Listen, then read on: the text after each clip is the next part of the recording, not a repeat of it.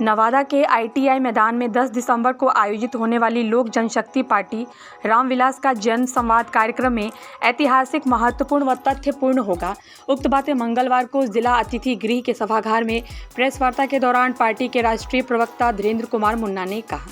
उन्होंने कहा कि यह जन संवाद महत्वपूर्ण इसलिए होगा क्योंकि हमारे नेता 2024 के लोकसभा चुनाव की रणनीति पर काम होगा तथा लोकसभा में बिहार और नवादा के लिए हमारे मुद्दे क्या होंगे या तथ्यपूर्ण बिंदु पर जिले वासियों के साथ हमारे नेता संवाद करेंगे।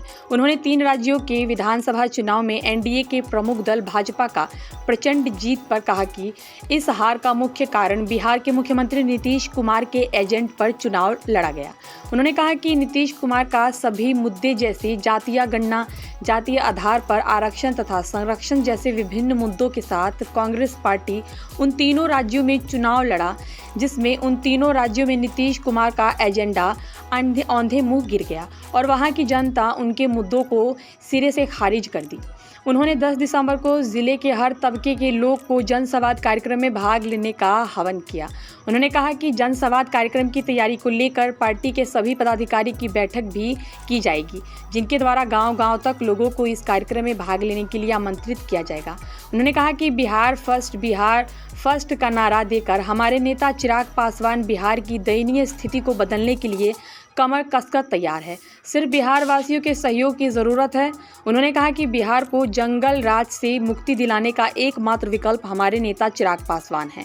उन्होंने कहा कि आने वाले लोकसभा चुनाव में NDA सभी 40 सीटों पर जीत की परचम लहराएगी।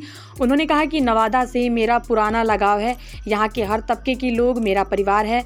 मौके पर पार्टी के जिला अध्यक्ष मनोज सिंह, चंद्रमौली सिंह, नगर अध्यक्ष उचित नारायण शर्मा, प्रभात कुमार तथा बंटी सिंह सहित दर्जनों की संख्या में पार्टी के कार्यकर्ता मौजूद थे। सबसे पहले प्रेस कॉन्फ्रेंस बुलाने का मकसद पहले भी आप लोगों को पता होगा। हमारे पार्टी के राष्ट्रीय उपाध्यक्ष आदरणीय अरुण बाबू ने ही प्रेस कॉन्फ्रेंस किया था अभी पहले। हमारे पार्टी का यहाँ पे जो आहूत कार्यक्रम है 10 तारीख, उसमें हमारे पार्टी के राष्ट्रीय अध्यक्ष आदरणीय चिराग पासवान जी नवादा आ रहे हैं जन संवाद कार्यक्रम को लेकर के। इससे पहले भी जन संवाद कार्यक्रम हुआ है और मुझे लगता है कि उसी की एक अगली कड़ी के रूप में नवादा के ITI मैदान में करने जा रहे हैं। हम यहाँ के लोगों से आपके माध्यम से आह्वान करना चाहते हैं, नवादा जिले के लोग जो हमारे नेता आदरणीय चिराग पासवान जी के नीतियों पार्टी में आस्था रखते हैं, वैसे सभी लोग इस कार्यक्रम में उपस्थित हों और वो क्या सोचते हैं बिहार के लिए, वो क्या सोचते हैं नवादा के लिए, देश के लिए वो क्या सोचते हैं, उनका विजन डॉक्यूमेंट क्या है, क्यों बिहार फर्स्ट और बिहारी फर्स्ट का नारा देते हैं। इन तमाम बातों से आप लोगों के माध्यम से और रूबरू होकर के स्थानीय लोगों को, जिले वासियों को अवगत कराने का काम करें। कार्यक्रम इसके पहले भी जन संवाद का हुआ है, वह भी काफ़ी सफल रहा है।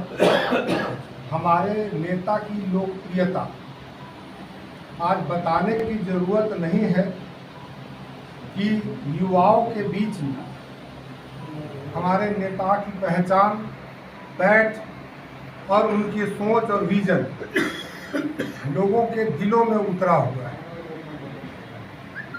लोकसभा का चुनाव भी है।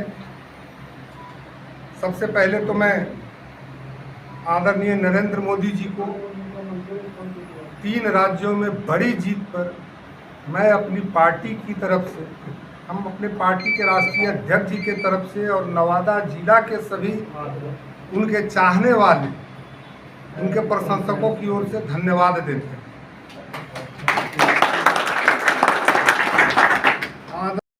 हाथों को मजबूत करना, चूँकि हम लोग उनके घटक दल हैं और बिहार में हमारी पार्टी, हमारे नेता NDA को कैसे मजबूत करें, 40 की 40 सीटें हम लोग कैसे जीते, इसका अभियान हरेक लोकसभा में हमारी पार्टी कर रही है लगातार पिछले 1 वर्ष से। आप लोगों ने भी देखा है कि इसके पहले भी नवादा में कार्यक्रम हुआ है, उसकी ये दूसरी कड़ी है और ये कड़ी अभी लगातार चलती रहेगी। हमारे संगठन के जिला के अध्यक्ष श्री मनोज सिंह जी और पार्टी के वरीय नेता चंद्रमौली जी भी बगल में हैं, नगर के अध्यक्ष उचित बाबू हैं और पार्टी के सभी पदाधिकारी, चिराग जी में आस्था रखने वाले सभी तमाम वर्कर, कार्यकर्ता, मजबूत साथी, हालांकि मैं तो इनको परिवार की संज्ञा देता हूं, हमारे साथ लगाव नवादा जिला में कार्यकर्ता के रूप में नहीं परिवार के रूप में रखा है, जो आज तक बदस्तूर जारी है। यह कार्यक्रम ऐतिहासिक होगा, बहुत ही महत्वपूर्ण होगा और बहुत ही तथ्यपूर्ण होगा। महत्वपूर्ण मैं क्यों बोल रहा हूं? क्योंकि अब लोकसभा की रणनीति पर काम हो रही है, तो महत्वपूर्ण होगा।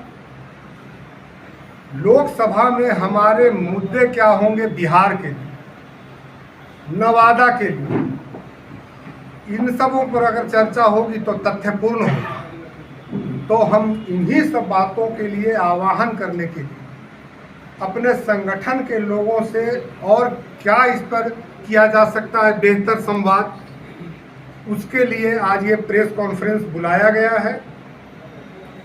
परसों शायद पार्टी के प्रभारी और जिला के अध्यक्ष, जिला के सभी सम्मानित पदाधिकारीगण, सभी प्रखंड के अध्यक्ष, सम्मानित अध्यक्षगण, पंचायत के सभी सम्मानित अध्यक्षगण एवं कई ऐसे महत्वपूर्ण साथियों की एक बैठक जिला कार्यकारिणी की बुलाई गई है। उसमें जो अब तक की तैयारी है उसकी समीक्षा की जाएगी और आगे अगर उसमें कुछ कमी रहेगी तो उसको देखने के लिए समीक्षात्मक बैठक की आहूत की गई है जिला अध्यक्ष जी के द्वारा। बाकी मैं इतना ही आज प्रेस कॉन्फ्रेंस के माध्यम से लोगों को आह्वान करता हूं कि 10 तारीख को आकर के हमारे नेता आदरणीय चिराग पासवान जी एवं उनके साथ राष्ट्रीय नेता, राष्ट्रीय उपाध्यक्ष आदरणीय अरुण बाबू, बिहार प्रदेश के अध्यक्ष आदरणीय राजू तिवारी जी, संगठन के मंत्री, तमाम संगठन के लोग, वरीय पदाधिकारी, कई और राष्ट्रीय पदाधिकारी शिरकत करेंगे। उनके विचारों को जानने और समझने के लिए मैं निमंत्रण देने के लिए आपके माध्यम से आया हूँ। धन्यवाद। अगर अब आप लोग में नहीं आए, नवादा तो हमारी सीट है, नवादा में तो हम जीते हुए हैं, इसी कारण से कहीं और वो सांसद अभी चले गए हों, लेकिन ये सीट तो लोक जनशक्ति पार्टी की है। तो अगर यहाँ पर हम बैटिंग कर रहे हैं तो कोई गुनाह तो कर नहीं रहे हैं। करना हमको तो 40 सीट पर हमारे नेता आदरणीय चिराग पासवान जी कर भी रहे हैं। 40 के 40 लोकसभा सीटों पर हमारी पार्टी इस तरह का आयोजन कर रही है, जनसंवाद का कार्यक्रम हम लोग कर रहे हैं ताकि हम जहां भी लड़ें और हमारे बंधन की पार्टी जहां लड़े, विजय हमको दिलाना है। हमारे कार्यकर्ता इस वहाँ पे विजय दिलाए। 3 राज्यों में बीजेपी की सरकार आई है, बिहार के बारे में क्या कहना चाहेंगे सर? देखिए, 3 राज्यों में बिहार की तुलना उसको इसलिए कर रहे हैं कि 3 राज्यों में चुनाव अगर वो कांग्रेस पार्टी या इंडी गठबंधन के लोग हारे हैं तो सबसे पहले हार आदरणीय नीतीश कुमार जी की हुई है। वह कैसे हुई है मैं बताता हूँ कि जो ये मुद्दे उठाए थे आदरणीय नीतीश कुमार की, जातीय सर्वेक्षण, आरक्षण, इन सभी बातों को लेकर के आदरणीय राहुल गांधी जी ने चुनाव लड़ने का काम किया। इनके सारे मुद्दे वहां पे औंधे मुंह गिरे तीनों राज्यों में। तो ये कहना कि अगर वहां पर जनता दल यू चुनाव नहीं लड़ा, आरजेडी चुनाव नहीं लड़ा, लेकिन उनके मुद्दे तो वहां पे लड़े और उनके मुद्दे यदि वहां पे नहीं चले, इसका मतलब है कि बिहार में भी वो चुनाव हार चुके हैं। इसी आधार पर मैं कहता हूं कि बिहार में भी हम 40 की 40 सीटें जीतेंगे। तो क्या बिहार में इसको फाइनल समझा जाए? जी